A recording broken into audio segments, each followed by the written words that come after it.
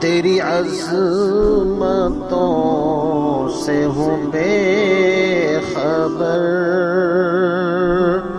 یہ میری نظر کا قصور ہے۔ اعوذ باللہ من الشیطان الرجیم، بسم اللہ الرحمن الرحیم۔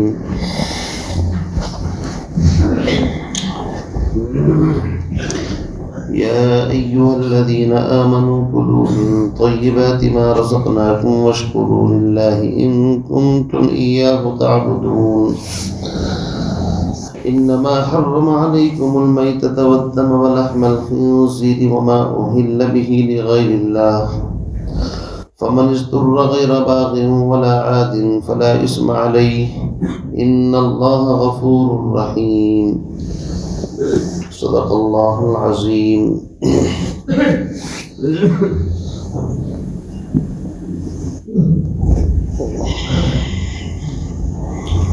یا ایھا الذین آمنوا، اے ایمان والو، کلوا من طیبات ما رزقناکم، کھاؤ ان پاکیزہ اور طیبات چیزوں میں سے جو رزق ہم نے تم کو دیا ہے، اور جب تم اللہ رب العزت کا دیا ہوا طیب اور پاک صاف حلال رزق کھا چکو، واشکروا للہ، تو پھر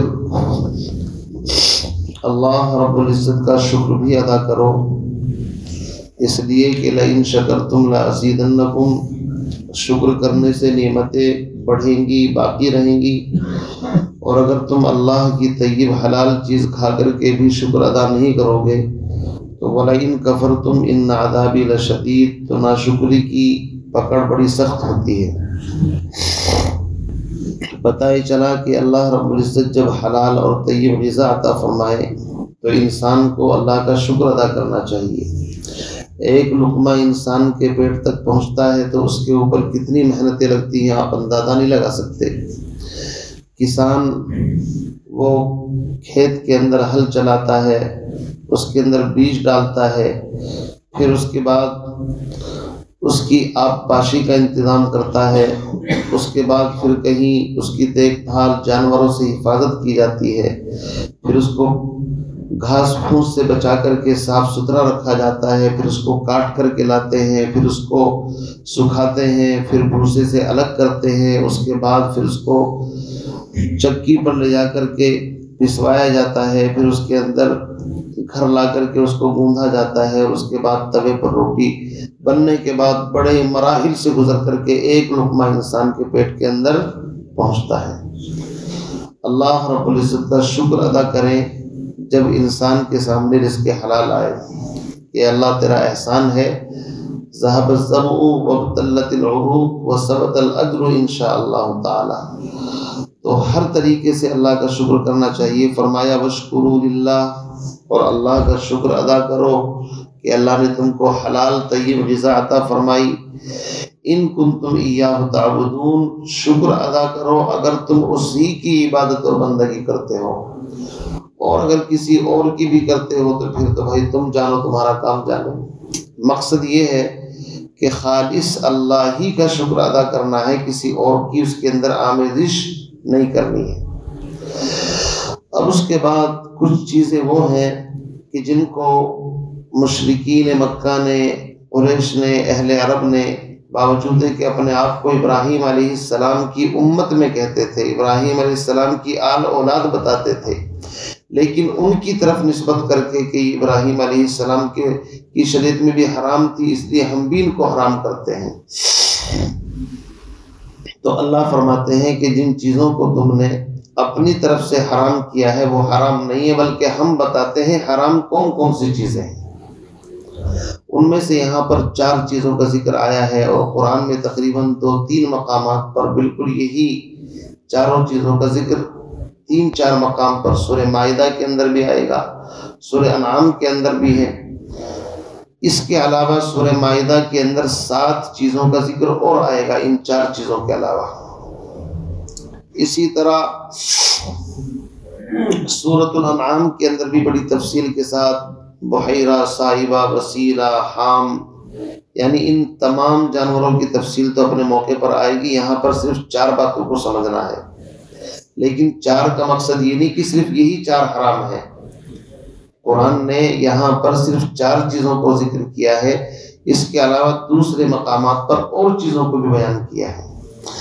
فرماتے ہیں انما حرم، بے شک حرام ہے تم پر، اللہ نے حرام کر دیا ہے تم پر، المیتہ مردار جانور، والدم اور خون، ولحم الخنزیر اور خنزیر کا گوشت، وما اہل بہ لغیر اللہ اور وہ جانور کہ جس کو اللہ کے علاوہ کسی اور کے نام پر نامزد کر دیا گیا ہو، پکارا گیا ہو، وما اہل بہ لغیر اللہ اور جس جانور کو کسی اور چیز کے نام پر حلال کیا جائے، یعنی اللہ کے علاوہ کسی اور کا تقرب حاصل کرنے کے لیے۔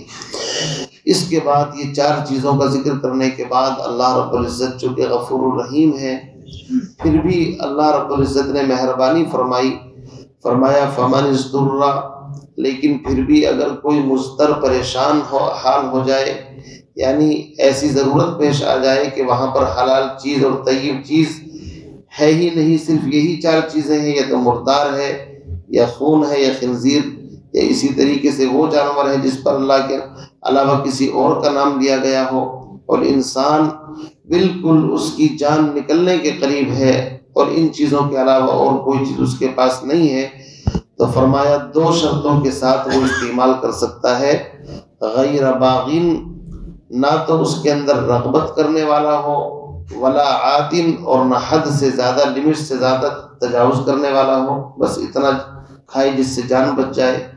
فرماتے ہیں فلا اسم علیہ، اس شکل میں اس پر کوئی گناہ نہیں، کوئی حرج نہیں، کیوں؟ ان اللہ غفور الرحیم، اس لیے کہ اللہ معاف کرنے والا بھی ہے اور رحیم بھی ہے، اس نے تم کو آپشن دے دیا ہی۔ اب دیکھیے تو آیت کا ترجمہ ہوا، اب اس کی تھوڑی سی تشریح سمجھ لیجیے۔ 4 چیزیں یہاں پر حرام کی ہیں۔ سب سے پہلی چیز میتہ، میتہ کہتے ہیں مردار جانور کو، وہ حلال جانور کہ جو اپنی طبعی موت مر جائیں، جانور حلال ہے لیکن اپنا اس کی موت آئی، مر گیا، تو اس کو مردہ کہتے ہیں، میتہ کہتے ہیں۔ ایسے مردار جانور کا کھانا جائز نہیں ہے۔ بہت سے لوگ مردار کا گوشت بھی بڑے مزے سے کھاتے ہیں، شریعت نے یاد رکھیے ان چیزوں کو حرام کیا ہے، یا تو وہ اپنی ذات کے اعتبار سے ان کے اندر برائی پائی جاتی ہے، جیسے درندے، پھاڑ کھانے والے جانور، اگر ان کا گوشت کھاؤ گے تو تمہارے اندر بھی ایسے اخلاق پیدا ہو جائیں گے، یا ان چیزوں کو حرام کیا ہے کہ جن کا گوشت انسان کو نقصان دے سکتا ہے، جیسے میتہ۔ اب خود بخود جو جانور مر گیا اس کے اندر سے چونکہ خون نہیں نکالا گیا، اس لیے وہ خون اس کے گوشت اور اس کی رگوں کے اندر سرایت کرنے کی وجہ سے بیماریوں کا ایک مرکز بن گیا۔ اگر اس کو کھاؤ گے تو بیماری آج نہیں تو کل، کل نہیں تو پرسوں، ایسی بیماریوں کے اندر تم مبتلا ہو جاؤ گے، اور اللہ رب العزت کی شان رحیمی کے خلاف ہے کہ وہ بندوں کو ایسی چیز کھلائے کہ جس سے بندے بیمار پڑ جائیں۔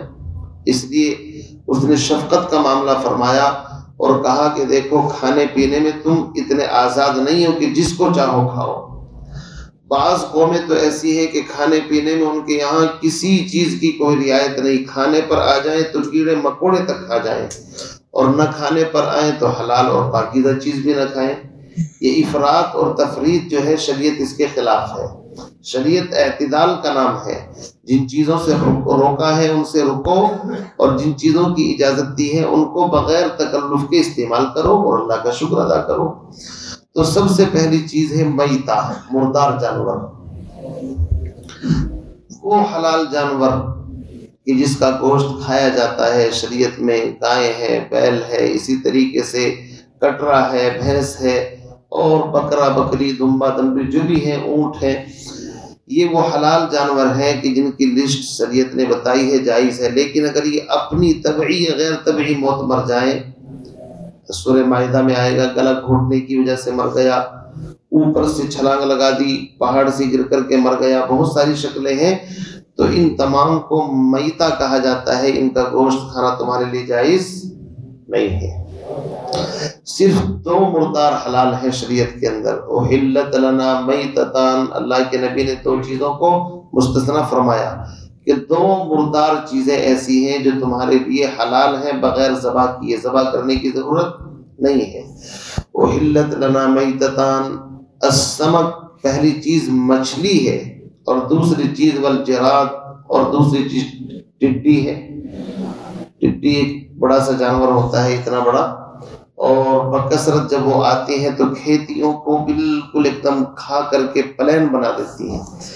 ہم نے سنا ہے بزرگوں سے پہلے بہت کثرت کے ساتھ اس طرح آیا کرتی تھی جنگلوں کے اندر. ابھی تو نظر نہیں آتی، اب تو کرونا چل پڑے ہیں الگ الگ، جیسی ہماری شکلیں ایسی عذاب اللہ نے بدلتی ہے.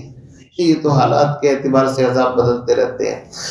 تو وہ جو آتی تھی وہ پوری کی پوری ایک دم ایسی چھا جاتی تھی، اور سورج اگر نکلا ہے تو نیچے اندھیرا رہتا تھا، اتنی کثیر تعداد کے اندر. اس کے اندر خون نہیں ہوتا، اس کو ذبح کرنے کی ضرورت نہیں ہوتی. تو 2 چیزیں ہیں، ایک مچھلی اگر وہ تم نے زندہ پکڑی ہے تھوڑی دیر کے بعد پانی سے نکالو کہ مر جائے گی، اب اس کو ذبح کرنے کی ضرورت نہیں ہے کہ بسم اللہ اکبر پڑھو، بلکہ وہ آٹومیٹک تمہارے لیے حلال ہے. ایسے ہی ٹڈی ہے، اس کے اوپر بھی بسم اللہ اکبر کہنے کی ضرورت نہیں ہے. تو حدیث سے 2 مردار انسان کے واسطے حلال ہے. لیکن یاد رکھیے وہ مچھلی جو خود بخود اپنی طبعی موت مر کر کے پانی کے اوپر آ جائے، اس کو سمک طافی کہتے ہیں. امام اعظم ابو حنیفہ رحمۃ اللہ علیہ کے نزدیک اس کا کھانا جائز نہیں ہے، یہ بھی یاد رکھیے. ارے خود بخود مر گئی اپنی، اور وہ پھر پانی کے اوپر آ گئی، بہہ رہی ہے، اب آپ نے پکڑی اس کو، تو اجازت نہیں ہے. البتہ بعض احادیث سے ایک اور مچھلی کا ذکر ہے جو صحابہ کو ملی تھی. کون سی تھی وہ؟ کسی ہاں، تو اس کی بھی بعض موقع پر اجازت ہے، ورنہ تو عام طور سے یہی ہے، عنبر مچھلی تھی. ہاں، تو فرماتے ہیں 2 مردار حلال ہے، اس کے علاوہ کوئی حلال نہیں ہے. دوسری چیز ہے والدم، خون. یہاں پر صرف خون کا ذکر ہے، لیکن سورہ مائدہ میں آئے گا دمم مسفوحن، بہنے والا خون. جو انسان جب جانور کو ذبح کرتا ہے اس کے جسم سے باہر نکلتا ہے، وہ بہنے والا خون ہے. امام اعظم ابو حنیفہ رحمۃ اللہ علیہ کے نزدیک دم مسفوح چونکہ یہاں پر عام ہے لیکن خاص وہاں پر ہو گیا، بہنے والا خون جائز نہیں ہے. اہل عرب کیا کرتے تھے؟ خون کو توے پر جمع کر کے اس کے پیس کر کے کاٹ کر کے کھاتے تھے. آج بھی بعض جگہ لوگ، میں نے بتایا کہ آنتوں وغیرہ کے اندر بھر کر کے اور ان کا روسٹ بنا کر کے کھاتے ہیں. تو یاد رکھیے خون جو ہے بہنے والا، جو جسم سے باہر نکل جائے، وہ بالکل خالص ناپاک ہوتا ہے، اس کا کھانا کسی شکل کے اندر بھی جائز نہیں ہے. اسی لیے جو چیز حرام ہے اس کی بیع اور تجارت بھی منع ہوتی ہے، کہ اس کی خرید و فروخت بھی پھر منع ہو جاتی ہے. جیسے شراب حرام ہے تو اس کا کاروبار بھی جائز نہیں ہے، تو خون کا کاروبار بھی جائز نہیں اسی وجہ سے. تو یاد رکھیے بہنے والا خون، اللہ کے نبی نے 2 خون امت کے لیے مستثنا فرمائے. احلت لنا الدمان، ہمارے لیے 2 خون حلال کر دیے. الکبد والطحال، ایک تو وہ کلیجی، اور دوسرے وہ طحال جو مطلب وہ اس کو تلی بولتے ہیں. انسان وہ مطلب جانور کے اندر جو کلیجی ہوتی ہے وہ بھی خون ہی ہوتا ہے جمع ہوا، لیکن وہ جائز ہے. ایسے ہی تلی ہوتی ہے وہ بھی جائز ہے، لیکن اس کے علاوہ الگ سے جو جانور کے اندر سے خون نکلتا ہے وہ جائز نہیں ہے. یاد رکھیے گوشت کے اوپر قربانی کے دنوں میں جب ذبح کرتے ہیں کچھ خون لگا رہ جاتا ہے، وہ خون پاک ہوتا ہے، اس لیے کہ وہ بہنے والا خون نہیں ہے. بہنے والا خون نکل گیا، باقی جو خون گوشت پر لگا رہ گیا وہ پاک ہے. اگر دھو کر کے بنائے تو بھی جائز ہے، اور اگر بغیر دھلے کسی نے بنا لیا فتویٰ ٹھوکنے کی ضرورت نہیں ہے کہ آپ نے خون کھا لیا. اسی طریقے سے امام شافعی رحمۃ اللہ علیہ فرماتے ہیں کہ مطلقاً خون حرام ہے، اس لیے ان کے یہاں بالکل گوشت کو اچھی طریقے سے آپ کو دھونا ہی پڑے گا ان کے مسلک کے مطابق. وہ کہتے ہیں بہنے والا ہو چاہے غیر بہنے والا ہو، ہر حال کے اندر خون جائز نہیں ہے. تیسری چیز ہے ولحم الخنزیر. اچھا، مردار کے بارے میں ایک بات یاد آئی ابھی ذہن کے اندر. مردار جانور کا صرف گوشت حرام ہے، باقی اس کی جو مطلب کھال ہے یا اس کی اون یا اس کی ہڈیاں اگر وہ کسی دوائی یا کسی چیز کے اندر استعمال میں لے لی جائیں جو حلال جانور ہیں ان کی، اور وہ خود بخود مر گئے، تو اس کی فقہا نے اجازت دی ہے، یہ یاد رکھیے۔ تیسری چیز ہے ولحم الخنزیر، خنزیر ایک ایسا جانور ہے جو حریص ہے، لالچی ہے، گندگی کھانے والا جانور ہے، اور ابھی نئی تحقیق سے معلوم ہوا ہے کہ اس کے گوشت کے اندر اتنے بے شمار جراثیم ہوتے ہیں کہ آپ اندازہ نہیں لگا سکتے۔ تو شریعت نے وہ چیزیں جو انسان کو نقصان دے سکتی تھی پہلے ہی ان کو حرام کر دیا ہے۔ دیکھیے آپ، جو جانور غلاظت کھاتے ہیں ظاہر بات ہے ان کے گوشت میں بھی گندگی کا اثر ہوتا ہے، اور یہ غلاظت کا تو ماہر ہوتا ہے، اس کی غذائی لگتا ہے غلاظت ہے۔ فقہا نے یہاں تک لکھا ہے کہ جو مرغی باہر نالی کے اندر، کوڑیوں کے اندر ادھر ادھر گندگی کھاتی پھرتی ہے، اگر اس کو بھی تمہیں کھانا ہے تو کم سے کم 2-3 دن اس کو باندھ کر کے رکھا جائے، اور اس کو خالص غذا یعنی کہ اناج چاول کوئی ایسی چیز اس کو کھلائی جائے، 3-4 دن کے بعد تب اس کو ذبح کرو، تاکہ اس کے گوشت کے اندر سے باہر جو غلط غذائیں کھاتی ہے اس کے جراثیم اثرات ختم ہو جائیں۔ تو جب غذا کے اندر اتنی احتیاط ہے تو بھائی خنزیر کا تو کام یہی ہے۔ اور پھر اتنا بے حیا جانور ہوتا ہے کہ جب یہ اپنی شہوت پوری کرتا ہے نہ اس کو ماں کا پتہ، نہ اپنی دادی کا پتہ، نہ نانی کا پتہ، نہ اپنی بیٹی کا پتہ، کچھ پتہ نہیں ہے۔ اس لیے اس کے کھانے کی وجہ سے انسان کے گوشت کے اندر کیا پیدا ہوگا؟ بے حیائی، بے شرمی، حرص، لالچ۔ اس لیے خنزیر کو نجس العین قرار دیا ہے۔ اس کا کوئی جز، نہ اس کی ہڈی نہ اس کے بال، کوئی چیز پاک نہیں۔ بعض فقہا نے اس کے بالوں کی اجازت دی ہے کہ اس سے چمڑے وغیرہ کو سی سکتے ہیں، بس صرف اتنی اجازت ہے، اس کے علاوہ بالکل ہر حال کے اندر یہ نجس العین جانور ہے۔ چوتھی چیز ہے وما اہل بہ لغیر اللہ، وہ جانور جس پر اللہ کے علاوہ کسی اور کا نام لیا گیا ہو۔ کیا مطلب؟ مطلب یہ ہے کہ بہت سے مشرکین، آپ نے دیکھا ہوگا یہاں پر بھی، اور قریش اور ان لوگوں کا حال یہ تھا کہ جانوروں کو کسی غیر کے اپنے بتوں کے نام پر ان کا قرب حاصل کرنے کے لیے ذبح کرتے تھے، نام بھی اس کا اسی کا لیتے تھے کہ اس کے نام پر، اور جانور کو بھی۔ تو ایسا جانور اگرچہ حلال تھا لیکن تم نے اللہ کے غیر کے نام پر اس کو ذبح کر کے اس کو حرام کر دیا۔ اب وہ بالکل مردار کے حکم میں ہے، اس کا کھانا جائز نہیں۔ دوسری شکل یہ ہے کہ جانور غیر اللہ کے نام پر کر دیا، کسی کا قرب حاصل کرنے کے لیے، کسی شیخ کا، کسی پیر کا، یا کسی صاحب مزار کا، یا کسی بت کا، کسی کا بھی، لیکن نام اس پر اللہ کا لیا گیا، بسم اللہ اللہ اکبر۔ تو چونکہ یہ بھی اسی کے اندر داخل ہے، اللہ کے غیر کے نام پر اس کو کر دیا گیا، یہ بھی بالکل مردار کے حکم میں ہے۔ تمام فقہا کا اجماع ہے اس کا بھی کھانا جائز نہیں ہے۔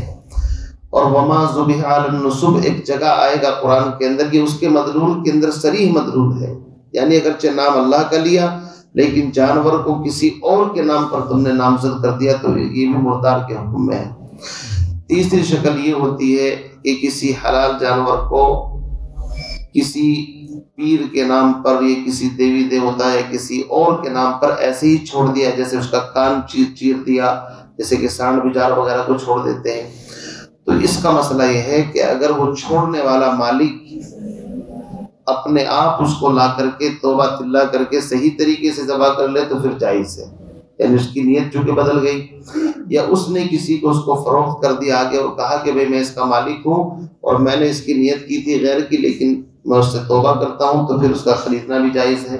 لیکن اگر وہ اسی طریقے سے چھوڑ رکھا ہے اور اس کے نام پر وہ پھر رہا ہے، تو پھر اگر وہ کوئی اس کو ذبح کرتا ہے تو ظاہر بات ہے وہ مالک کی بغیر اجازت کے ہوگا تو وہ بھی صحیح نہیں ہے۔ چوتھی شکل یہ ہے کہ جانور نہیں بلکہ کوئی مٹھائی ہے، کوئی اور چیز ہے، جیسے کہ بہت سے لوگ پیروں پر رکھ دیتے ہیں، مزاروں پر رکھ دیتے ہیں، یہ کسی اور آستانے پر یہ دیوی دیوتاؤں کے قدموں میں لے جا کر کے چڑھاوا چڑھاتے ہیں، اس کا کیا حکم ہے؟ علماء فرماتے ہیں کہ چونکہ وہ بھی غیر کا قرب حاصل کرنے کے لیے ہے، اس لیے وہ بھی اسی کے ضمن میں داخل ہو کر کے قیاس کی وجہ سے وہ بھی منع ہے، اس کا کھانا بھی جائز نہیں ہے۔ یہیں سے مسئلہ یہ پیدا ہوا کہ دیوالی وغیرہ کے موقع پر جو مٹھائی دی جاتی ہے وہ کھانی چاہیے نہیں، مسائل تو یہیں سے پیدا ہوتے ہیں۔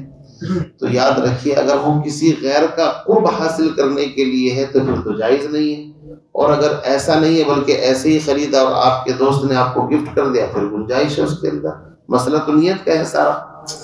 فرماتے ہیں یہ 4 چیزیں جو ہیں یہ تمہارے لیے جائز نہیں، لیکن ایک شکل ہے، اگر تم مضطر پریشان ہو جاؤ، مضطر کی کئی شکلیں ہو سکتی ہیں، ایسی جگہ ہے کہ مردار کے علاوہ ان 4 چیزوں کے علاوہ کوئی ہے ہی نہیں، اگر کھاؤ گے تو جان بچے گی نہیں تو مر جاؤ گے، یا کسی نے تمہارے کو گن پوائنٹ سے کہا کہ ان کو کھاؤ ورنہ تم کو گولی سے مار دیں گے، یا اسی طریقے سے اور بھی شکلیں ہو سکتی ہیں۔ تو اب مسئلہ یہ ہے کہ 2 شرطوں کے ساتھ، نہ تو اس کے اندر لذت محسوس کرے یعنی رغبت نہیں ہونی چاہیے، بلکہ یہ سمجھے ہے تو مردار ہی، بس جان بچانے کے لیے شریعت نے اجازت دی ہے، اتنا اس میں سے کھانے کی گنجائش ہے کہ جس سے اس کی جان بچ جائے۔ باقی امام شافعی رحمۃ اللہ علیہ یہاں پر بھی فرماتے ہیں کہ چونکہ غیر باغ ولا عادن کی شرط ہے، وہ اس کو اس کے ظاہر پر رکھتے ہیں اور مراد یہ لیتے ہیں کہ اگر کوئی باغی آدمی ہے یعنی بادشاہ وقت مسلمانوں کو جو امیر ہے اس سے بغاوت کر رہا ہے، اور عادن چور ڈاکو ہے، اگر وہ کسی ایسے راستے میں ہے ڈاکے کے لیے نکلا ہے یا بادشاہ وقت سے فرار ہے اور پھر اس کے پاس حلال چیز نہیں ہے بلکہ مردار ہے، یہ ان 4 چیزوں میں سے کوئی چیز ہے، تو امام شافعی فرماتے ہیں اس کے لیے ان میں سے کھانے کی اجازت نہیں ہے، چونکہ غیر باغی ولا عادن فرمایا، نہ باغی ہو نہ عادی ہو۔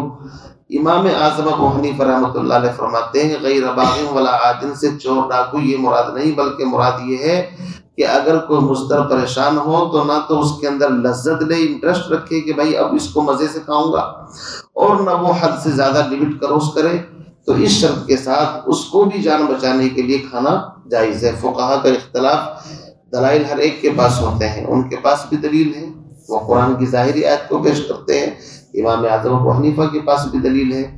تو کہنے کا مقصد یہ ہے، اب ایک مسئلہ یہ ہوتا ہے کہ اگر ایسی شکل پیدا ہو جائے تو ایک رخصت ہے ایک عزیمت ہے۔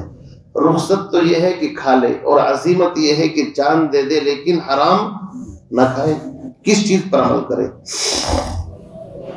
بعض فقہا فرماتے ہیں چونکہ جان بھی اللہ کی امانت ہے، ایسی شکل کے اندر جب شریعت نے اجازت دی ہے تو گویا اللہ کی ضیافت کو ٹھکرانا نہیں چاہیے، ہم کمزور ہیں، کمزوری کو سامنے رکھ کر کے رخصت سے فائدہ اٹھا لینا چاہیے۔